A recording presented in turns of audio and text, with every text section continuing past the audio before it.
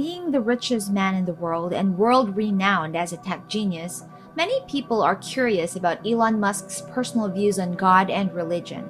They are in fact astounding. Welcome to YouVerse, the space where all things tech get the spotlight. If you're new here, then go ahead and subscribe to the channel for your dose of tech trend news, Tesla reviews, and other insights into the tech world. Musk was interviewed by actor Rain about this precisely and was asked about his spirituality. Here's what Musk shared. Do you have a spiritual life? Well, it sort of depends on what spiritual means. And there's certainly things that we don't understand about the universe. I'm less convinced that there's, say, some super consciousness watching over our every movement and kind of evaluating it against some criteria and deciding whether we're going to go to one place or another when we die. I think that's unlikely. Right. Musk seemed comfortable enough explaining his thoughts on the matter, so Rain continued to interview Musk to ask him about whether or not he worships. From his answer, one can easily gauge that the outspoken techpreneur is irreligious. His belief system can be described as an agnostic at best, meaning he neither believes nor disbelieves that God exists. He only knows that the existence of God cannot be proven. His only faith is in facts, science, and a systematic understanding of the world and how the laws of the universe work. What do you worship? Well, I don't really worship anything, but I do devote myself to the advancement of humanity using technology. And it does beg the question, if there is some superconsciousness, where did the superconsciousness come from? So I think the most likely explanation is that complexity evolved from simplicity, that the simple elements over time combined to become more complex and arrived at what we are. The physics guru clearly stated that he didn't think it was possible for science and religion to coexist. Rain, who is a religious man himself, was a little bit taken aback to hear what Musk said when he asked him whether or not he prayed. Can science and religion coexist? Probably not. Do you pray? I don't.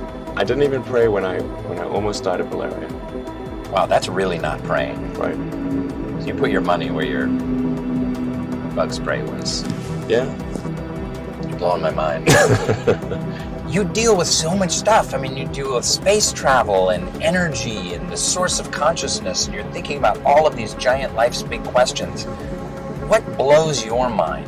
What gives you awe? Well, I think the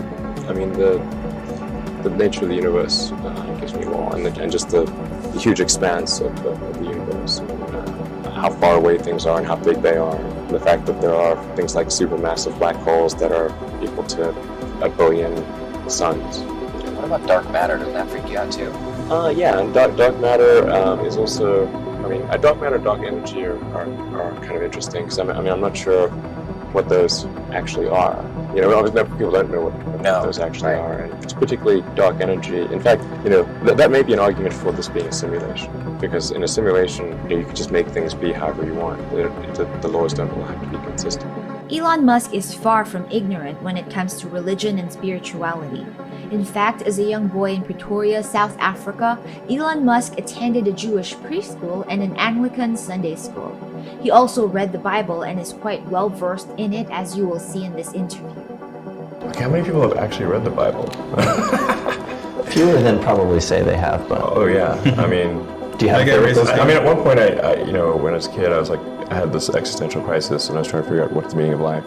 And I was like, oh, it all means nothing. It's all, and I read like a whole bunch of religious books, including the Bible, and I'm like, there's a bunch of things in there they didn't teach you in Sunday school. Sodom and Gomorrah, dark. Yikes. God sure changes his mind from the Old Testament to the New Testament. I'm like, whoa, that's pretty vengeful in the Old Testament. Or maybe we can have a chapter past Revelations. But is there a happy ending here? Revelations Part 2, the happy ending? During the same interview, Musk was asked about his views on accepting Jesus as a savior. Elon obviously pondered the question before sharing his answer, saying, "We're wondering if you could do us a quick solid and accept Jesus as your Lord and Savior." Personal Lord and Savior. It's a quick part.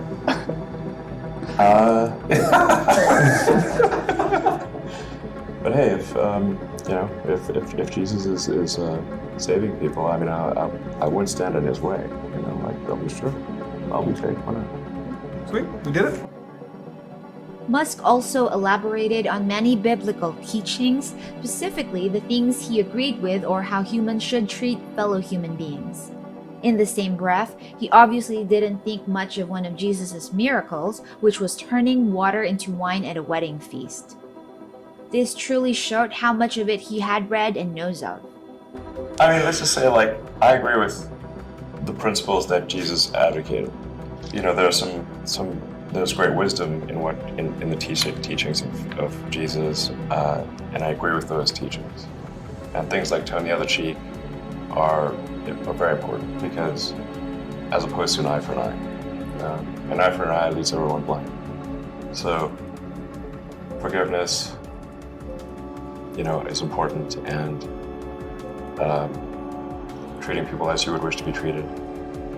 Love thy neighbor as thyself. Very important.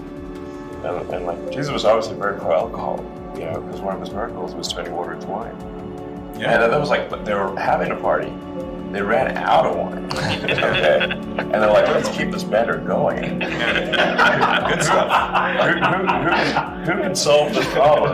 We're out of White Claws. Friggin' store's closed. And Jesus is like, I got you.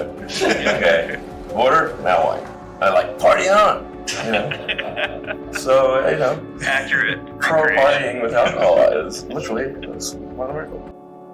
In another interview, Musk shared how he went through an existential crisis when he was younger, and it was humbling to see that although this genius of a man understands rocket science, he is just like us mortals when it comes to the meaning and origin of life. I had this like existential crisis when I was a kid, and tried to figure out what's it all about, and none of the books I read seemed to actually have a good answer. You know, so I read all the religious texts, and I read a bunch of philosophy books, and they were all quite depressing. Actually, when I read The Hitchhiker's Guide to the Galaxy, I thought, okay, this is a pretty good one.